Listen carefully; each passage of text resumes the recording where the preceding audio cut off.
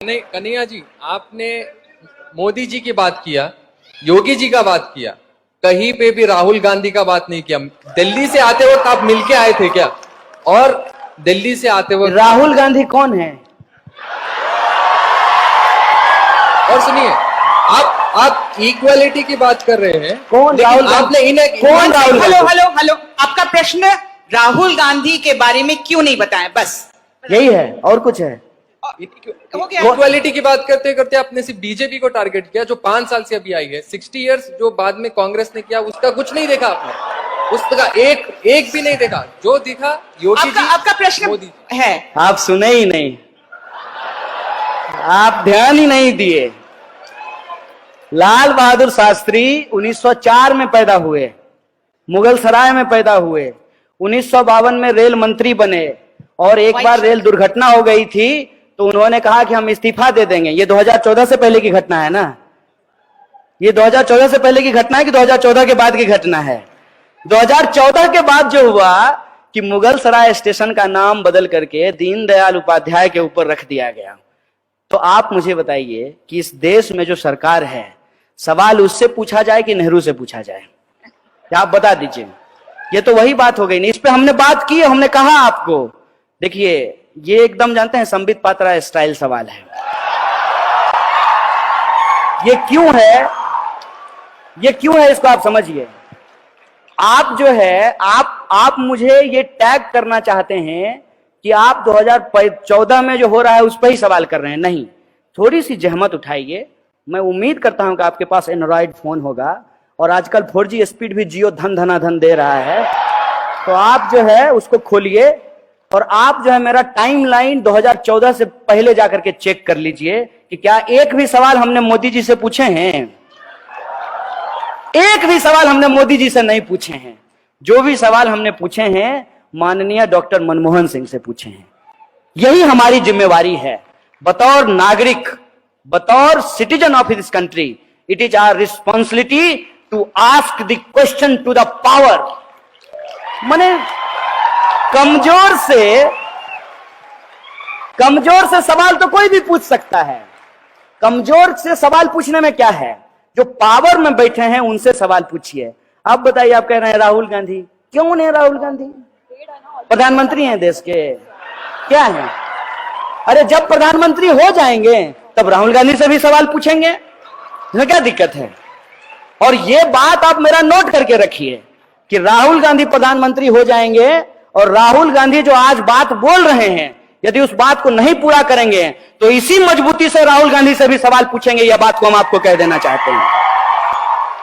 यह जो साजिश है, इस साजिश को आप समझिए कि अपनी गलती जो है वो हम पड़ोसियों के मत्थे मर देना चाहते हैं। मैंने आप बताइए कि देश में जो हो रहा है उसके लिए हम पाकिस्तान का नाम ले रहे हैं। क्या है पाकिस्तान?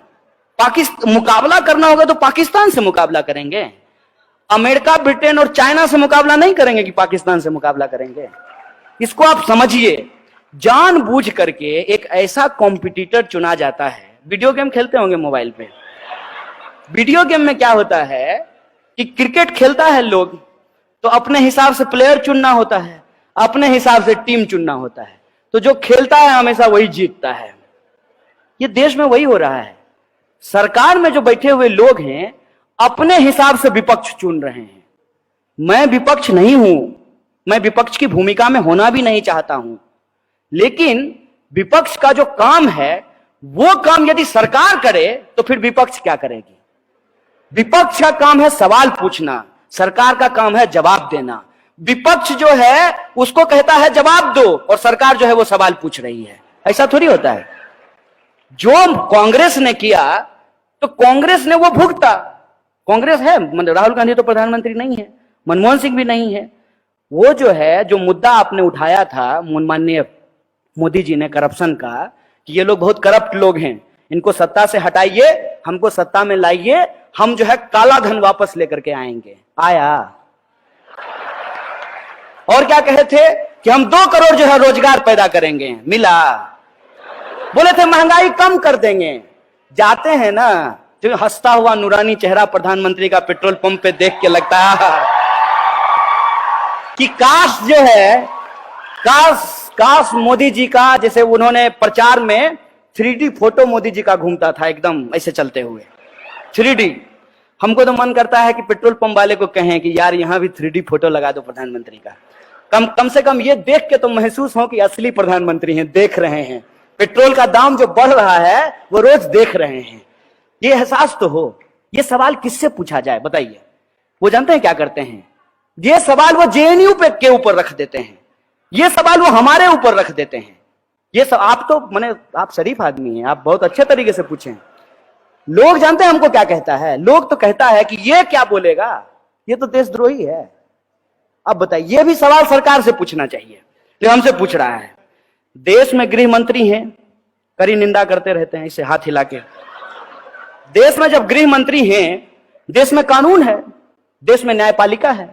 अगर हमने देश के खिलाफ कुछ बोला है तो हमको पकड़ करके जेल में डालिए। टैक्स का पैसा तो आप बर्बाद कर रहे हैं साहब, कि हमको जेल में डालने की बजाय हमको बॉडीगार्ड देकर के दुनिया घुमा रहे हैं, देश घुमा रहे हैं।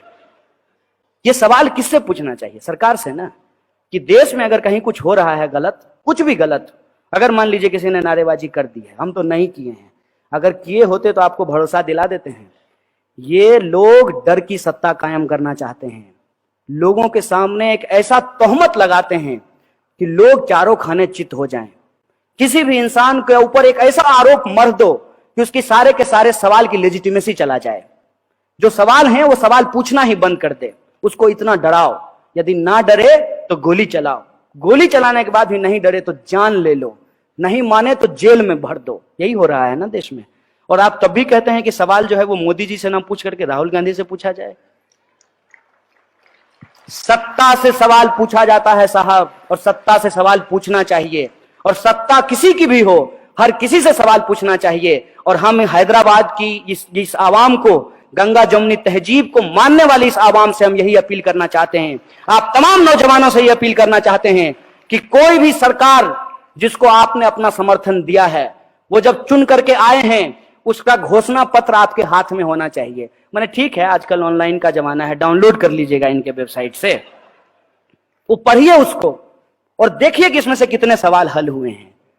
और ये तो साजिश है ना, कि 2014 में भी ऐसा होता था, 2012 में भी ऐसा होता था, 13 में भी ऐसा होता था, तो मतलब ऐसा ही होता रहे तब तो बहुत अच्छा है ना।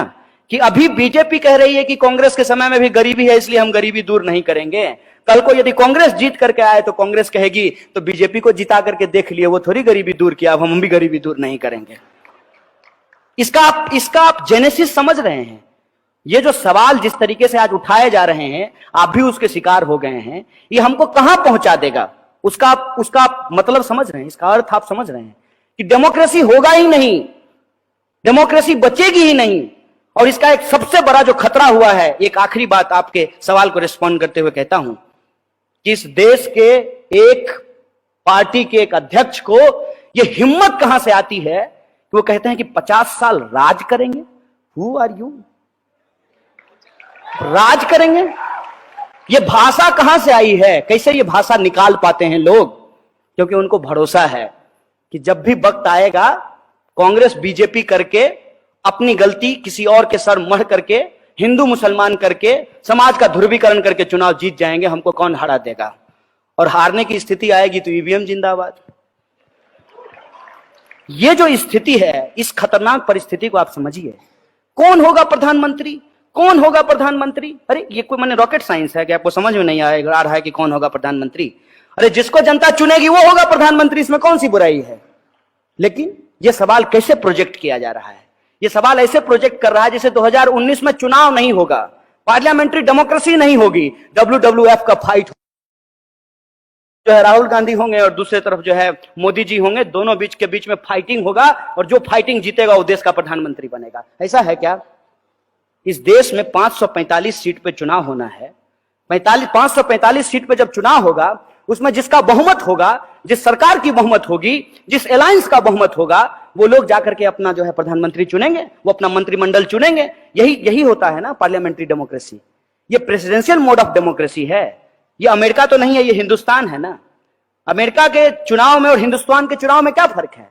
अमेरिका में प्रेसिडेंशियल मोड ऑफ इलेक्शन है, जनता सीधे प्रेसिडेंट का चुनाव करती है। हम अपने यहां सीधे प्रेसिडेंट का चुनाव नहीं करते हैं, सीधे प्रधानमंत्री का चुनाव नहीं करते हैं, हम एमपी का चुनाव करते हैं। और हमारे एमपी जो हैं वो जाकर के प्रधानमंत्री का चुनाव करते हैं। इनको कौन ये पावर दे दिया है? हाथ में जो है माइक ले लिया और कैमरा ले लिया और अपने आप को दुनिया का सबसे स्मार्ट आदमी समझ रहे हैं। आप कौन होते हैं डिसाइड करने वाले? जनता डिसाइड करेगी ना। जनता जिसको मैंडेट देगी, जिस पार्टी को मैंडेट देगी, उसका प्रधानमंत्री होगा। योग इसलिए बोला गया है ताकि आपको यह कहा जाए, ठीक है यार 90 रुपए पेट्रोल खरीद रहे हैं तो क्या है, लेकिन पप्पू को वोट दे दें। इसलिए बोला गया है। यह साजिश आप समझिए। ये इसलिए बोला गया है कि आप हर सवाल के जवाब में यह कहें तो क्या राहुल गांधी को वोट दे दें। यह इसलिए कहा गया है। और एक बात मैं आपको बता देता हूं कि राहुल गांधी पप्पू हैं कि नहीं हैं, यह तब पता चलेगा ना जब वो देश के प्रधानमंत्री बनेंगे। लेकिन प्रधानमंत्री गप्पू हैं, यह पिछले 4.5 सालों में पता चल गया है। यह बात मैं आपको बता देना चाहता हूं। इसको इस तरीके से हम लोगों को सोचना चाहिए। और पार्लियामेंट्री डेमोक्रेसी में जिसकी जिम्मेवारी जो है उसको वो जिम्मेवारी निभानी चाहिए। और बतौर नागरिक मेरी जिम्मेवारी ये है कि सत्ता हमको कितनी भी डराने की कोशिश करे, हम सवाल पूछेंगे और तब तक पूछेंगे जब तक हमको जवाब नहीं मिल जाता है। बहुत बहुत धन्यवाद।